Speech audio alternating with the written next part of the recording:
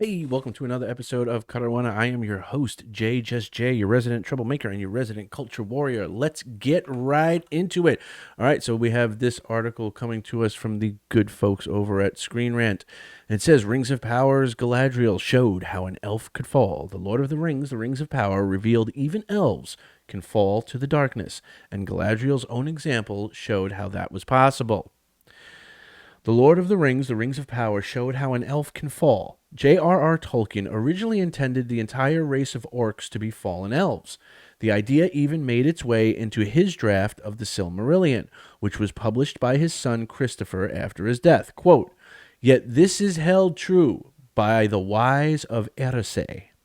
The Silmarillion reads, quote, "that all those of the Quendi elves that who came into the hands of Melkor ere Utumno was broken were put there in prison, and by slow arts of cruelty were corrupted and enslaved, and thus did Melkor breed the hideous race of orcs." Unquote. Tolkien subsequently dropped this idea, with Christopher suggesting he did so because he wanted to stress the inherent nobility of the elves. The Rings of Power thus broke canon by introducing Adar, a fallen elf who had indeed been broken by Sauron. Adar is an elvish word that probably means father, and the Amazon TV series did indeed portray Adar as the creator of the orcs. In a surprising twist, it turned out Adar was operating independently of Sauron, operating under his own agenda for the sake of the orcs he ruled. This naturally raises the disturbing question of just how an elf can actually fall. Galadriel shows how an elf can fall in the Rings of Power.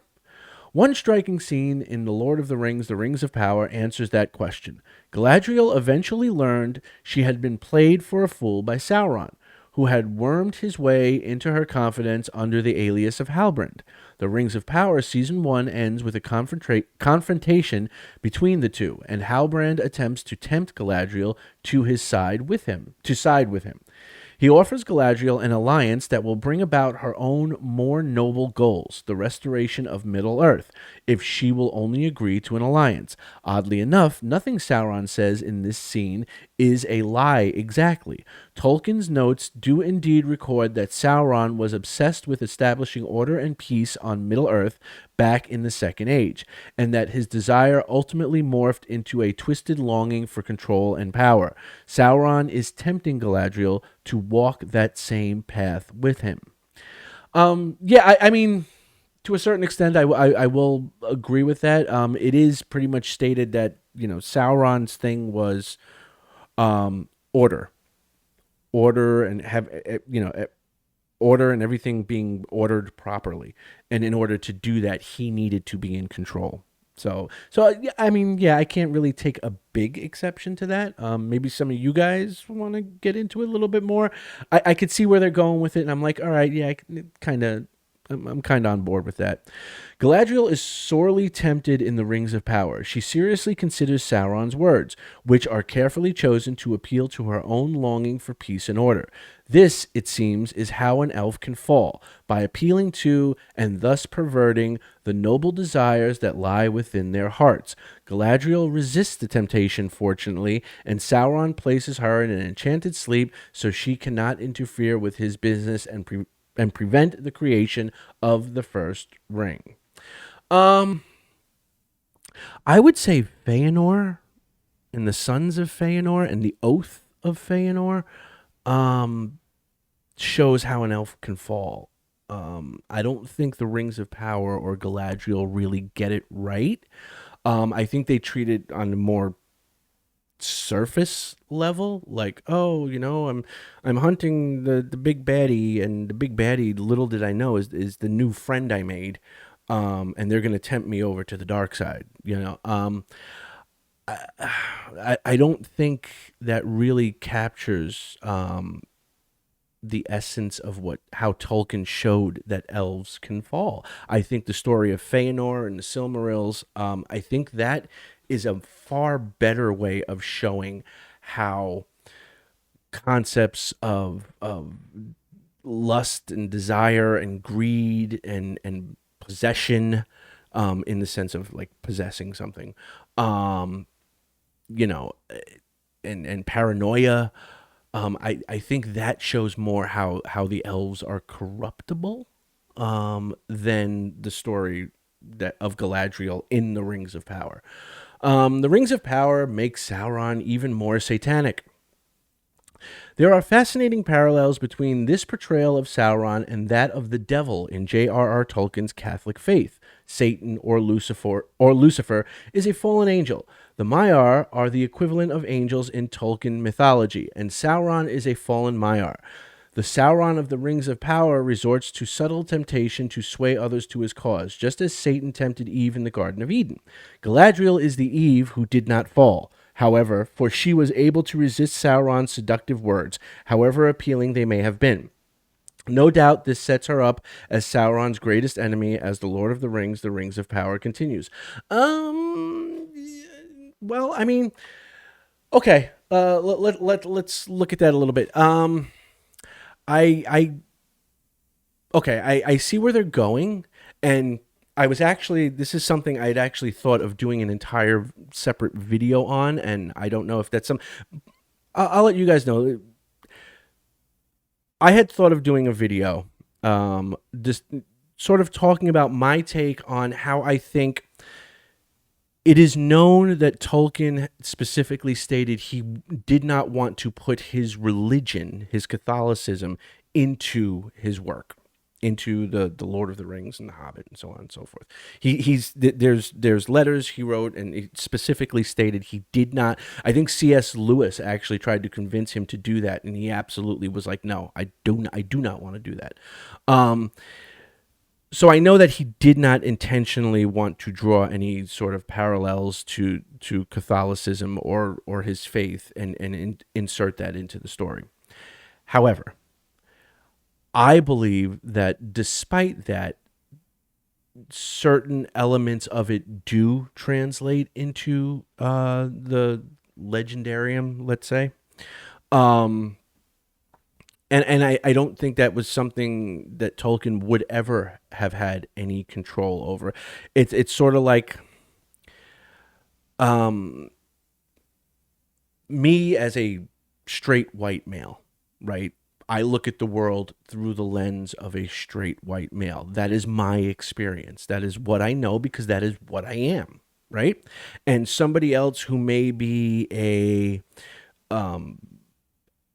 African American non-binary atheist, right? That is the lens through which they view the world, right? And there's nothing wrong with it. Everybody has their own lens and their own unique story with which they view the world, right? And I think if you're an author or a screenwriter and stuff like that, certain aspects of how you view the world will come through regardless of, even if you're making a conscious effort not to, simply because it's what you know, right? So me as a straight white male trying to write a story of a young inner city black girl, right? There would be a certain level of disingenuousness to it because I don't have that experience, right? So there would be certain little subtle things, right? The way a person reacts to something, the way a person would view something, that because I don't have that experience, it would come through in the writing, right? That I didn't have that experience. And vice versa. I also believe, and sorry if this offends some people, but I also believe that a 20-something-year-old black woman lesbian cannot accurately write from the point of view of a straight white male. I'm sorry. I just think because different people have different views, different ways of viewing the world, okay, it would be disingenuous, right? Unless you're dealing in overall generalizations, but I try not to deal in overall generalizations. I think that's generally bad to deal in generalizations, right? But anyway, I think that some of Tolkien's Catholicism does seep into it. And I've sort of picked up on this myself, and I was going to do a whole video on it, but the long story short of it is that I don't agree with the article insofar as them saying that Sauron is the sort of Satan Lucifer figure. because the Maiar are angels. I've sort of viewed it ever since reading the Silmarillion, that Melkor Morgoth is the Lucifer figure, right? Because if you think about Melkor's story, it's very much like Lucifer. Melkor is one of the Ainur. Okay, he is brother of Manwë. He is the one that knows a little bit of everybody else's song in the creation of Ea, or the universe, right? He's the one that knows a little bit of everybody else's song. Everybody else knows their part. He knows a little bit of everybody's part. So he's like the head of the Ainur, arguably. Like I said, Manwë could also assume that role. But so he's like the Luciferian figure, at least it's in my opinion. Whereas the Maiar, I've always viewed as, okay, Melkor, Manwë, Yavanna. To me, they're like the archangels. Think Gabriel, Michael, etc. The Maiar, I think of them like that second tier, sort of like cherubs, right? How you have cherub angels, right? They're angels, but they're not like on the level of Gabriel or Michael, right? And that's sort of how I've always viewed it, or at least that was my sort of interpretation from reading the Silmarillion, is that Melkor is the sort of Luciferian figure. He's that like most beautiful, most, perfect of the angels, and yet it's not enough, and so he becomes evil by challenging God, Eru Iluvatar, which he does in the singing of the Ainulindale. Um, so that's how I view that. And then Sauron being a Maiar is more like a cherub, right? He's more just like a foot soldier, right?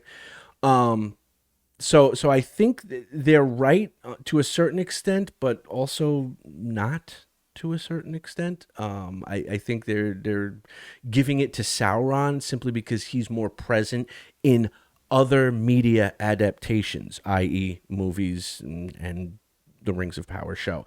Whereas I think that sort of the role of a Lucifer Satan type figure should be going to Melkor, and Sauron is more of a like the Antichrist, right? Like the Antichrist in Catholicism is not Lucifer himself. He's sort of one of Lucifer's lieutenants, right? He sort of paves the way, right, for Lucifer.